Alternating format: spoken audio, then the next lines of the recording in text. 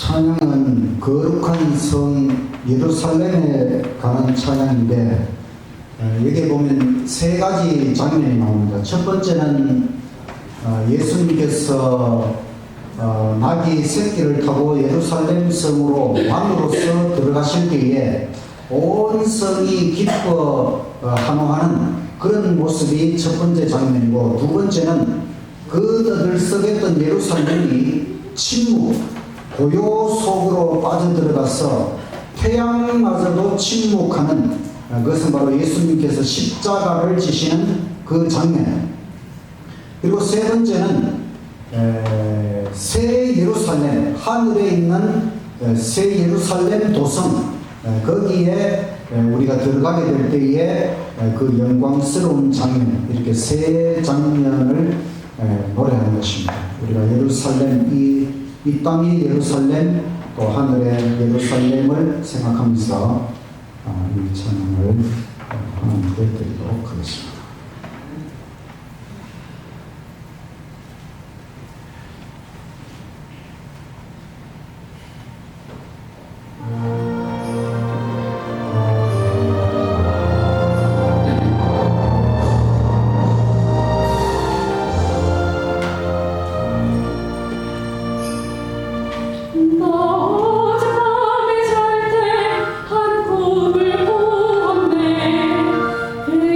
날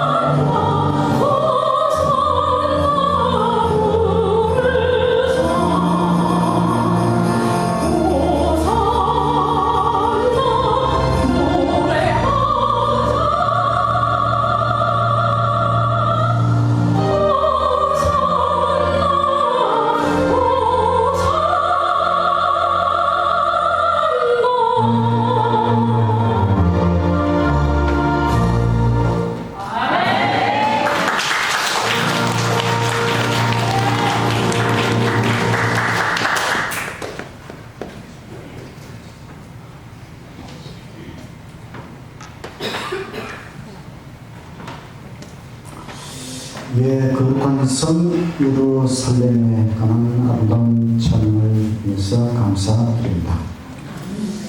이 땅의 예루살렘 가보셨어요, 여러분? 가보신 분도 있을 것이고 아마 대부분 못 가셨을 텐데, 우리가 이 예루살렘에 예수님께서 오셔서 나귀 새끼를 타고 그 성에 왕으로서 들어가시고 또 그 성에서 십자가에 달려 돌아가시고, 그 예루살렘은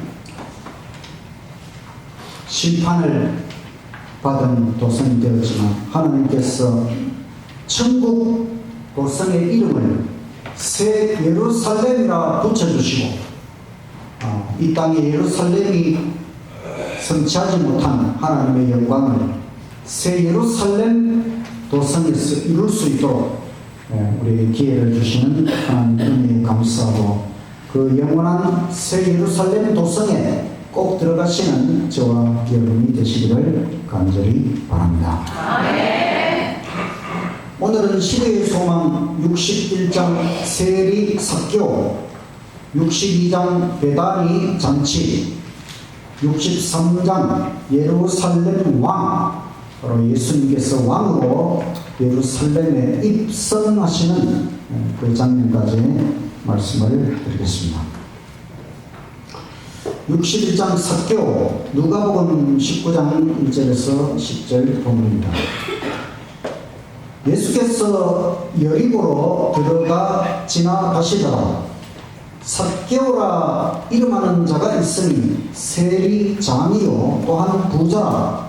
그가 예수께서 어떠한 사람인가 하여 보고자 하되 키가 작고 사람이 많아 할 수 없어 앞으로 달려가서 보기 위하여 돌 무화과 나무에 올라가니 이는 예수께서 그리로 지나가시게 됨이라. 예수님께서 예루살렘으로 가는 도중, 이제 예수님이 이 십자가를 지시기 위하여 예루살렘으로 지금 올라가는 그 도중에 여리고라고 하는 성에 들어가셨어요. 여리고에는 많은 제사장들이 살고 있었습니다. 또 여리고는 교통의 대중심지, 그래서 로마의 관원들과 군졸들이 체류하고 있었어요. 또 관세, 세금 징수를 위해서 많은 세리들이 살았어요. 그 세리 중에 세리장 삭개오라는 사람이 있었는데, 이 사람은 유대인이고 또 부자고 또 키가 작았어요. 또 교만한 외모를 가지고 있었다.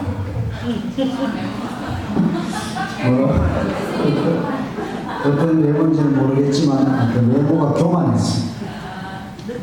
삭개오는 침례 요한의 기대, 회개하라는 기대를 듣고 감명을 받았어요. 그 다음에 이제 예수님에 관한 소문을 듣고 나도 새로운 생애를 살아야 되겠다는 욕망이 일어났습니다. 그래서 삭개오는 회개와 개혁을 실천하기 시작하였다.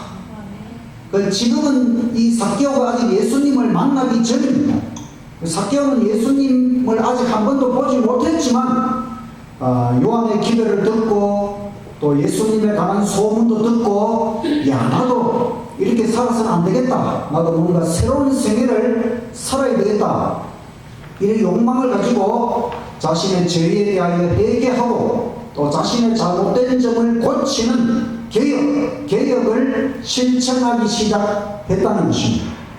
또 예수님 12 제자 중에서도 한 명은 세리 출신 레위 마태복음을 기록한 마태가 세리 출신인데 예수님 제자로 부르심을 받았으니까 삭개오도 세리지만 자기에게도 희망이 있다고 생각을 했어요.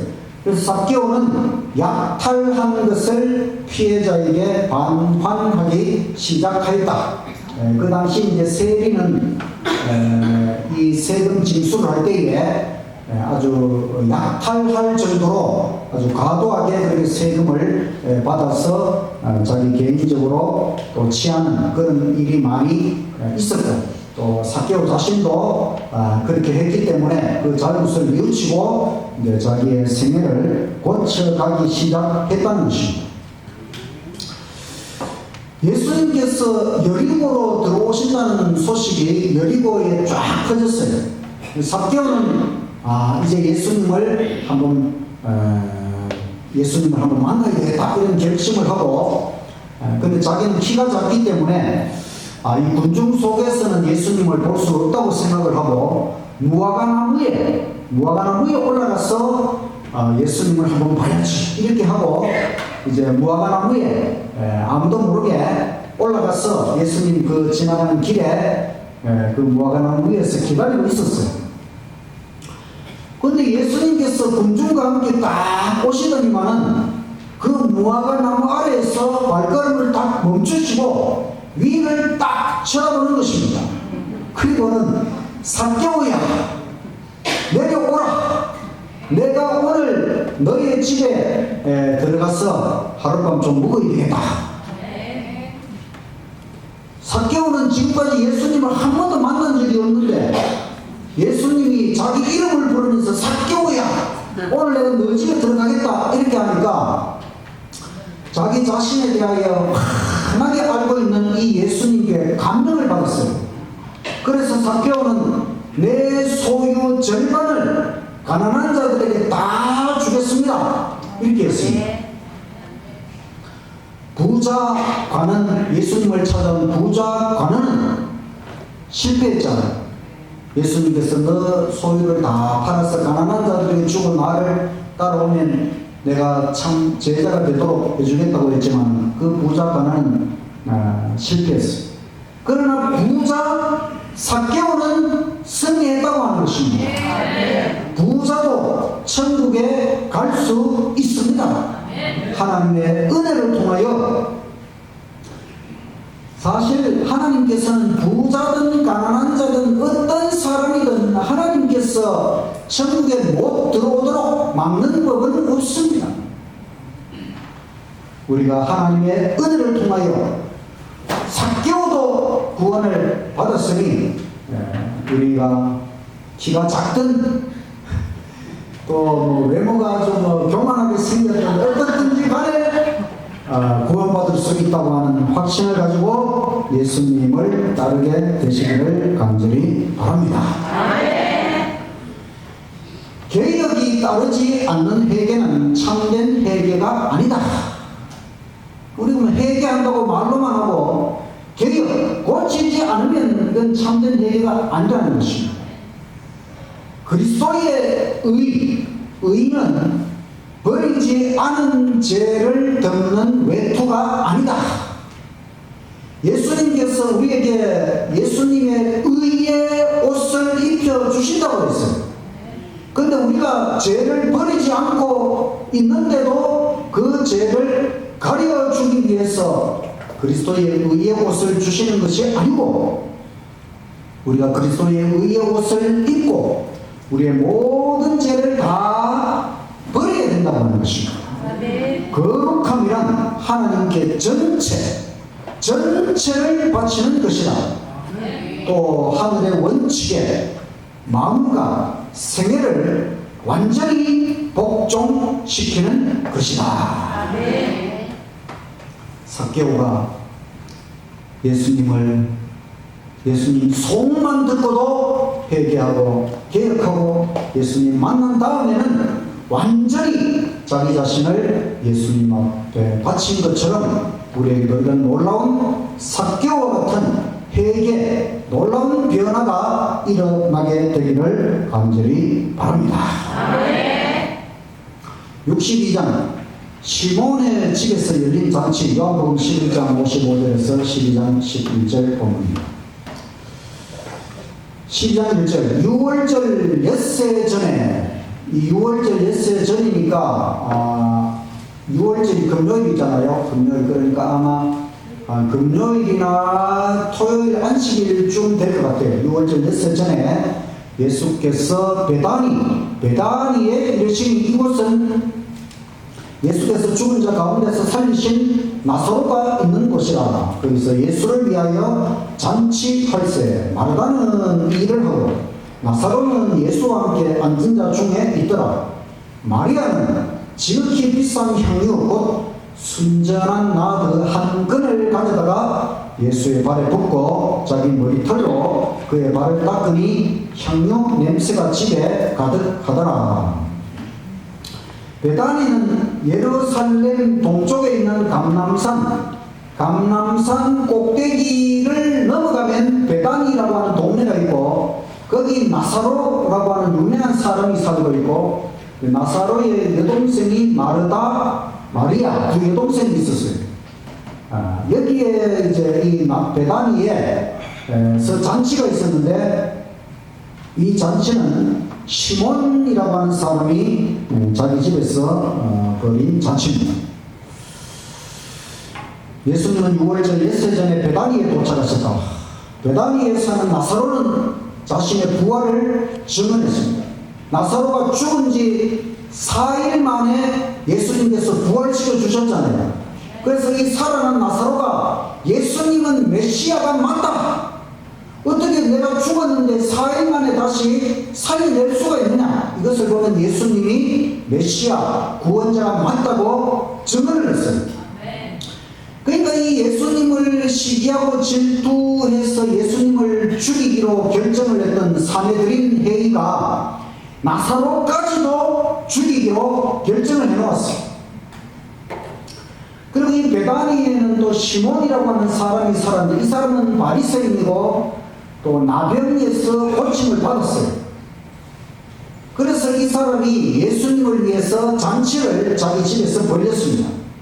이 시몬의 잔치에서 예수님께서는 한쪽에는 시몬, 또 한쪽에는 나사로 이렇게 함께 앉아서 이렇게 있으니까 많은 사람들이 선언하기를, 야, 이게 진짜 예수님이 왕위에 올라가시려는가 보다, 이렇게 말을 했어요. 그랬더니만 이 마리아는 예수님이 죽으신다고 하는 이야기를 들었기 때문에 예수님이 곧 죽을 줄로 알았는데, 왕이 된다고 하니까 너무 기분이 좋아가지고 자기가 예수님 돌아가시면은 예수님 시체에 바르려고 준비했던 그 값진 향유를 깨뜨려가지고 예수님 머리에서부터 발까지 다 그 향유를 부었어요. 이것을 지켜보던 이 가룟유다는 가짜 제자잖아요. 이 가룟유다가 왜 이 비싼 향유를 허비를 하느냐? 이 향유를 팔면은 300데나리온을 받을 것 같은데, 이 300데나리온을 가난한 자들에게 나누어 줘야지. 사실은 이 예수님 제자들 중에 재정을 담당하고 있던 가룟유다가 이렇게 해서 자기 주머니에 또 얼마 넣으려고 그런 의도를 가지고 지금 이 말을 한 것입니다. 예수님께서는 그 마리아를 핀잔하는 가룟유다를 향해서 내 몸에 향유를 부어서 내 장사를 미리 준비한 것이다, 이렇게 하면서 마리아가 예수님의 곧 있게 될 죽음과 그 장사에 대하여 미리 예비한 것이라고 이 마리아를 칭찬을 해 주셨습니다. 예수님이 돌아가시면 그 시신에 아낌없이 부으려고 했었던 선물을 예수님 살아있는 몸에다가 부었어요. 왜 마리아가 그렇게 했는가 하면, 마리아는 성령의 강건하심에 따라 행동했을 뿐이었다. 성령께서 마리아에게 이런 행동을 하도록 강건하셨다는 것입니다. 예수님께서 이 가룟유다에게 던진 시선, 그것은 이 가룟유다의 위선을 통찰하고 있다는 것입니다. 가룟유다가 말은 저렇게 하지만은 이 돈을 자기가 가져가려고 하는 그 위선에 대하여 통찰하고 있다는 그 예수님의 시선, 이것을 가룟유다는 깨달았어요. 그리고 예수님께서 마리아의 행위를 칭찬하시는 것을 보고는 이 유다의 마음속에 내가 이 예수에게 복수를 해야 되겠다 이런 결심을 하고 이 잔치 자리를 떠나서 대제사장의 궁궐로 갔습니다. 그랬더니만 그들이 막 모여서 지금 회의를 하고 있었어요. 그들이 회의할 때에 가룟유다가 내가 예수를 너희들에게 넘겨주겠다. 그랬더니 이 사람들이 우리는 공짜는 거절이다. 대신에 은 30에 예수를 사도록 하겠다.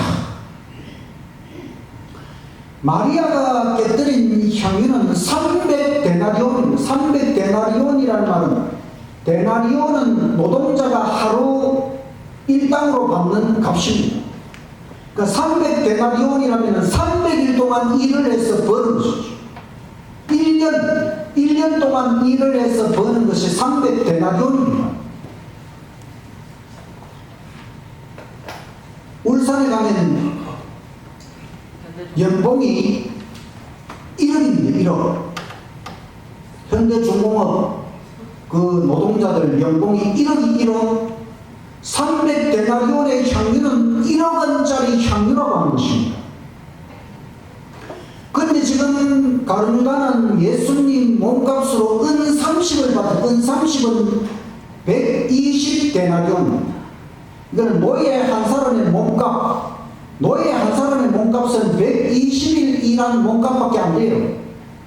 마리아가 깨뜨린 향유에 비하면 3분의 1밖에 안 되는 그 값으로 아주 헐값에 예수님을 팔아버린 것이지.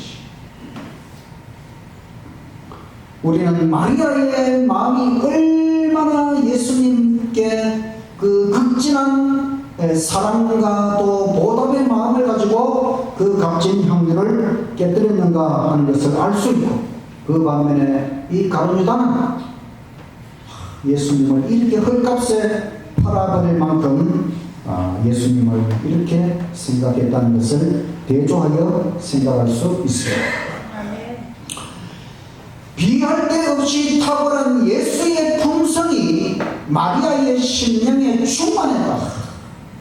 마리아는 예수님의 그 아름다운 품성, 그 사랑, 그것을 생각할 때에 정말 예수님께 아낌없이 드리고 싶었어요.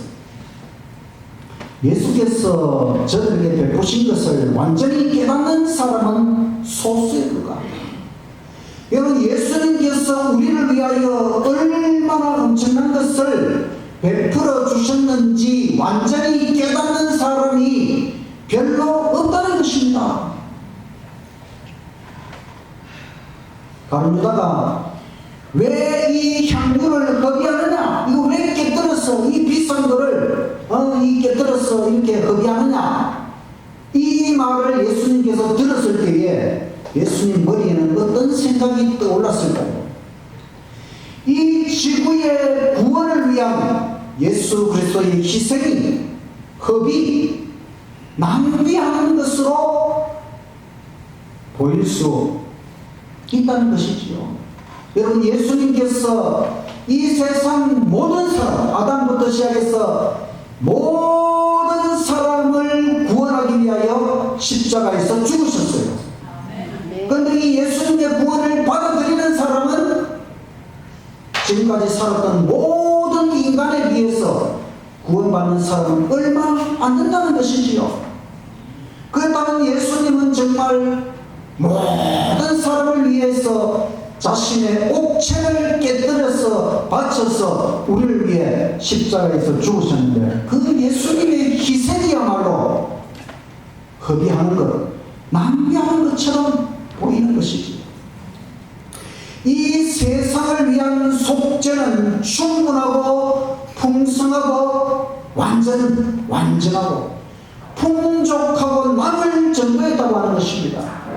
예수님께서 우리를 위해 희생하신 그 십자가는 정말 아주 남을 정도로 풍성하고 완전한 희생을 예수님께서 십자가 위에서 이루어 주셨다고 하는 것을 확실히 믿으시기를 간절히 바랍니다. 한편 이 잔치를 벌이고 있던 시몬이라고 하는 사람은 어떤 생각을 했는가 하면, 이 시몬은 사실 이 마리아, 향유를 곁들인 마리아를 제 가운데로 유인을 하고 심한 폭행을 했어요. 그러니까 이 시몬은 아주 나쁜 사람이죠. 나쁜 사람. 마리아를 심하게 폭행을 한 그런 사람인데, 그래 놓고는 지금 이 시몬이 예수님을 의심을 하고 있어요. 뭐냐면, 예수님이 왜 이렇게 큰 죄인 마리아를 용납하느냐? 이 예수님이 진짜 메시아가, 구원자가 맞을까? 이런 의심을 하는 겁니다. 사실은 마리아보다 이 시몬이 죄가 더 크지요. 그런데 예수님께서 이 시몬이 이런 생각을 하는 것을 꿰뚫어 보시고 갑자기 한 이야기를 하셨는데, 두 빚진 자가 있었다. 한 사람은 500데나리온의 빚을 졌는데 500데나리온 탕감을 받았고, 한 사람은 50데나리온 빚을 탕감을 받았다. 그럼 누가 더 탕감 받은 것에 대해서 더 감사할까? 그 사람들이 많이 탕감 받은 사람이겠지요. 많이 용서받은 사람이 많이 감사할 것이다, 이런 말을 했어요. 500데나리온, 1억이라고 하는 빚을 탕감받은 사람이 1천만원 탕감받은 사람보다 더 감사하겠지요. 이 이야기는 지금 시몬이 잔치를 벌여서, 시몬이 그러면 잔치 벌여다 치면 잔치 준비하는데 그러면 한 100만원 든다고 칩시다. 시몬은 100만원짜리를 예수님을 위해 잔치를 벌였어요. 그런데 마리아는 얼마짜리 향유를 깨뜨렸다고요? 1억짜리 향유를 깨뜨렸다 이거예요. 그러니까 사실은 시몬보다 마리아가 더 예수님께 감사하고 보답하고 싶은 마음이 있다는 것이지요. 이 이야기를 딱 듣고 시몬이 딱 깨달았어요. 예수님 다 알고 있구나. 시몬 자기가 어떤 생각을 하고 어떤 의심까지 하는지 그것까지 예수님은 알고 있다는 것, 전지하신 예수님에 대하여 깨닫게 되었어요. 이분이 진짜 메시아가 맞구나. 그리고 예수님의 이 친절한 방법에서 더 큰 감동을 받았어요. 뭐냐면 예수님이, 야 시몬 니 지금 이런 생각하고 있지? 그래 되겠어? 이렇게 하지 않으시고 그냥 사람들이 듣도록 이 이야기를 탁 하면서, 다른 사람들은 이게 시몬을 위한 이야기라는 걸 모르잖아요. 근데 시몬은 딱 알아들었잖아요. 그러니까 예수님께서 시몬을 직접적으로 정죄하지 않고 이런 이야기를 통해서 탁 깨워줘주는 이런 친절한 방법에 대해서 감동을 받고 겸손한 예수님의 제자가 되었다는 것입니다. 마리아는 큰 죄인이 맞아요. 7번이나 귀신 사탄 마귀에게 들렸지만은 예수님께서 7번이나 그 귀신을 쫓아내셨고, 마리아는 그런 타락한 마리아를 용서해 주시고 회복시켜 주신 예수님에 대해서 너무너무 감사하는 마음, 그런 마음을 가지고 그 1억짜리 향유를 예수님께 깨뜨리게 되었다고 하는 것입니다. 마리아는 용서받은 죄인, 진짜 자신의 죄를 용서해 주신 예수님의 은혜에 대하여 감사하고 보답하는 이런 마리아를 닮아가는 저와 여러분이 되시기를 간절히 바랍니다.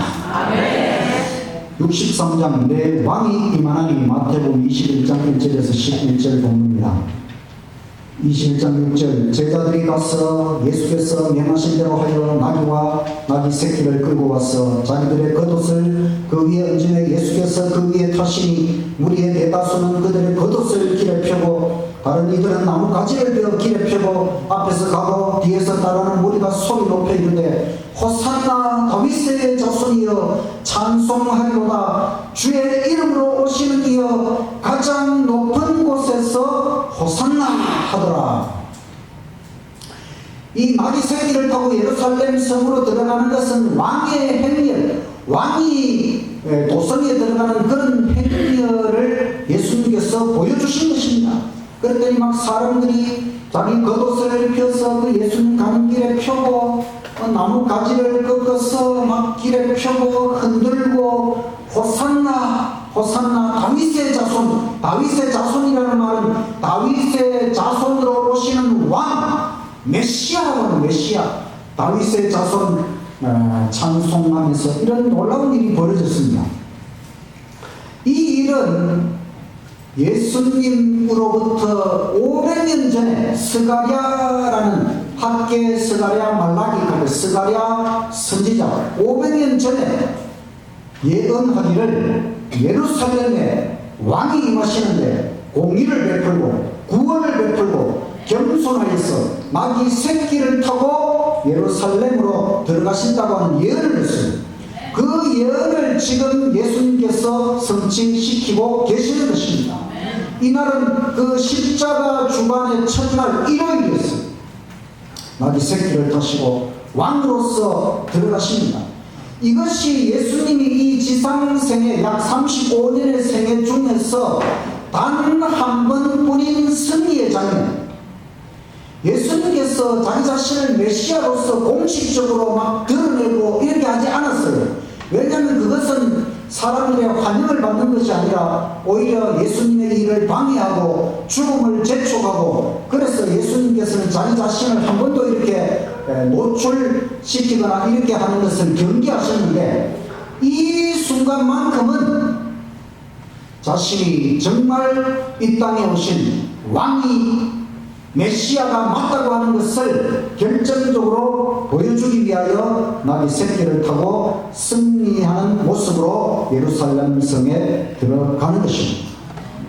백성들은 유월절이 굉장히 중요한 절기거든요. 이 유월절을 지키려고 여러 세계 각지에 흩어져 있던 그 유대인들이 다 예루살렘으로 모여들고 있었어요. 그러나 그 유월절 양이신 예수님께서는 자기 자신을 제물로 구별하고 계셨다.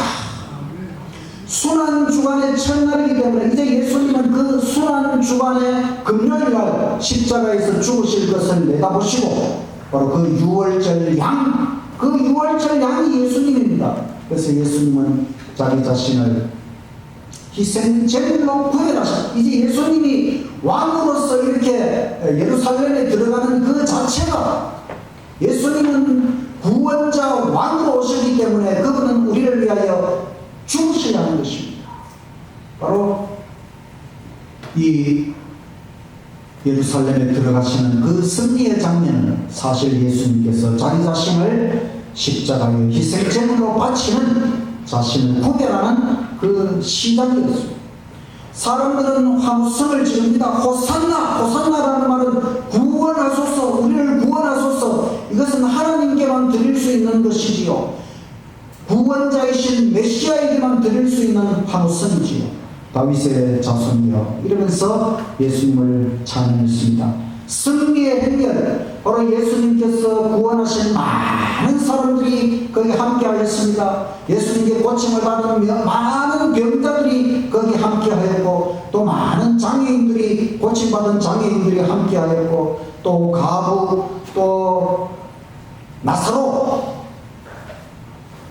부활한 이 나사로가 그 나귀 새끼를 그 골비를 잡고 지금 앞장서서 들어가고 있었어요. 이 장면을 본 바리새인들이 트집 잡기를, 이와 같이 시위 운동을 하는 것은 불법이다. 예수님께서 이 사람들이 잠잠하면 돌들이 소리 지르리라. 바리새인들은 이거 지금 이렇게 사람들을 선동하면 이 로마 제국의 지금 반동 분자로 이렇게 된다고 했죠. 예수님께서는. 지금 이 장면은 침묵할 수 없는 장면이고, 이것은 예수님께서 의도하신 일이고 이미 성경에 예언된 일을 성취하기 위하여 이 일을 하기 때문에 이 사람들이 이렇게 하루성을 지르는 것은 너무나 당연한 것이고, 만약에 사람들이 잠잠하면 돌들이 소리 지를 것이다. 하나님께서 계획하시고 예언하시고 성취하시는 일을 어느 누구도 막을 수 없다고 하는 것입니다. 예수님이 이 땅에 오셔서 하시는 모든 일은 하나님의 계획에 의해서 모든 것을 이루어 가시는 것입니다. 예수님께서 예루살렘 도성으로 내려가실 때에 그 감람산에서 내려와서 예루살렘으로 들어가는데, 그 감람산 고개에서 예수님이 잠시 멈추셨어요. 기울고 있는 태양 광선이 그 예루살렘 시가지와 또 예루살렘 성전을 비추고 있었어요. 그 헤롯에 의해서 단장된 성전은 그 견고함, 화려함, 장대함으로 세계의 경의가 될 만큼 그렇게 화려했지만은, 그 장면을 바라보는 예수님의 눈에는 눈물이 가득했습니다. 비탄의 울음소리가 나오고 고뇌의 눈물을 흘리셨어요. 왜냐하면 그 예수님 멈추신 그 바로 앞에는 겟세마네 동산, 이제 예수님께서 십자가 지시기 전날 밤에 기도하는 그 동산이 있고, 또 예루살렘 도성에 바라보이는 양문이라고 하는 양이 출입하는 문입니다. 이 문은 이 예루살렘 성전의 희생 제물을 드리기 위해서 양들을 끌고 가던 그 문이 바라다 보이고, 또 가까이에는 갈발이, 바로 예수님께서 십자가를 지실 그 언덕이 바라다 보이고, 바로 예수님께서는 이제 잠시 후에 일어나게 될 그 십자가의 장면을 다 내다보시는 것이지요.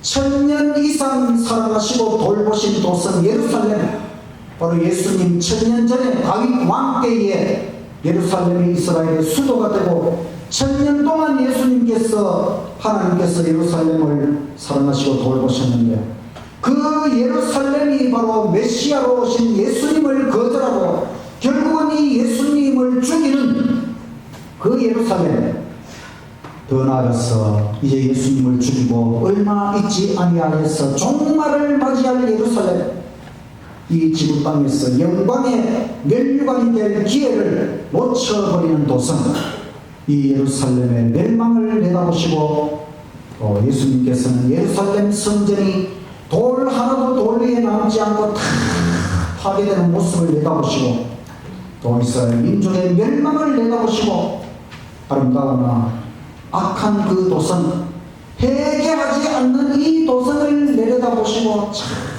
그 위통의 눈물을 흘릴 수밖에 없었다고 하는 것입니다. 예루살렘은 왕으로 입성하신 참 왕을 죽였다고 하는 것입니다.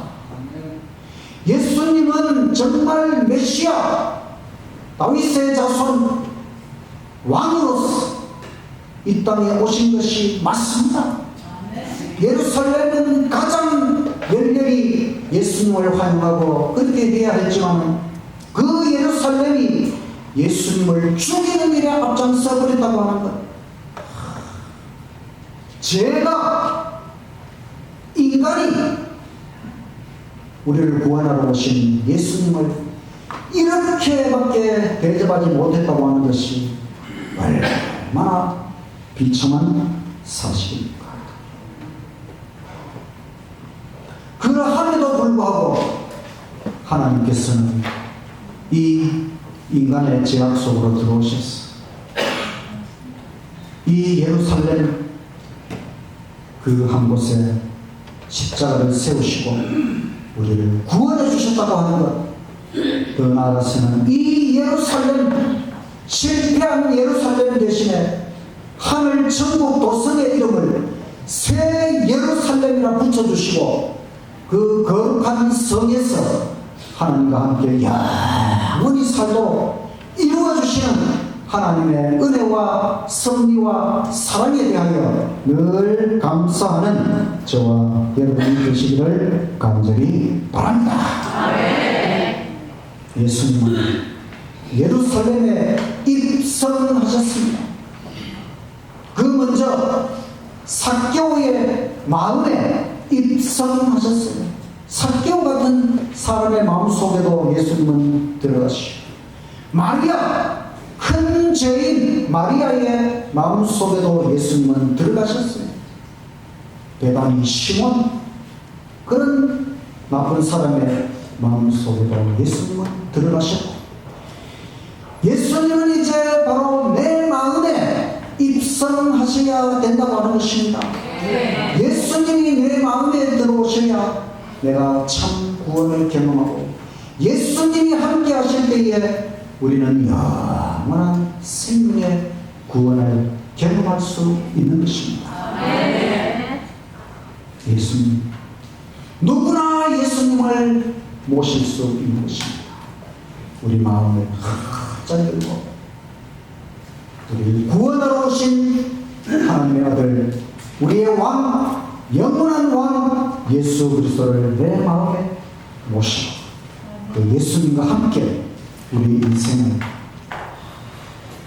예수님과 함께하는 인생으로 우리가 바뀌고 변화되어서 이 땅을 살아갈 때에 정말 예수님과 함께하는 천국 영생의 삶을 이 땅에서부터 영원히 시작하고, 진짜 새 예루살렘 도성에서 우리가 예수님과 함께 영원히 찬양하며 은혜 가운데 살게 될 때에 오늘 이 자리에 참석하신 모든 분들 그 자리에 함께 하시기를 간절히 바라면서 말씀을 마치겠습니다.